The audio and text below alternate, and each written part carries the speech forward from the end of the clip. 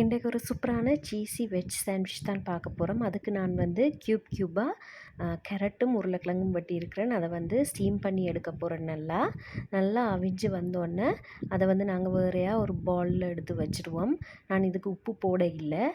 இப்போ தான் சீஸ் போட போகிறேன். நீங்கள் வந்து சீஸ் வெஜ்ஜஸ் கூட போட்டுக்கொள்ளலாம். இந்த சூட்டுக்கு வந்து சீஸ் நல்லா உருகிடும். நல்லா ஒரு ஃபோக் வச்சு நல்லா மிக்ஸ் பண்ணி விட்டுருவோம்.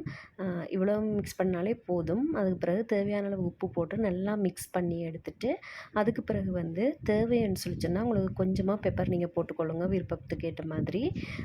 நான் கொஞ்சமாக தான் போடுறேன். போட்டு அதையும் நல்லா மிக்ஸ் பண்ணி எடுத்துட்டு, அதுக்கு பிறகு 2 ஸ்லைஸ் ப்ரெட்டில் நல்லா பட்டர் ஸ்ப்ரெட் பண்ணிவிட்டு, இந்த நாங்கள் செய்து வச்சுருந்த மிக்சரையும் நல்லா போட்டு, அதுக்கு பிறகு வந்து 2 ஸ்லைஸையும் மூடி கத்திரிக்கோல் எடுத்து வெட்டினோம்னா, கத்தியால் வெட்டுறதை விட கத்திரிக்கோலால் வெட்டுறது ஈஸி.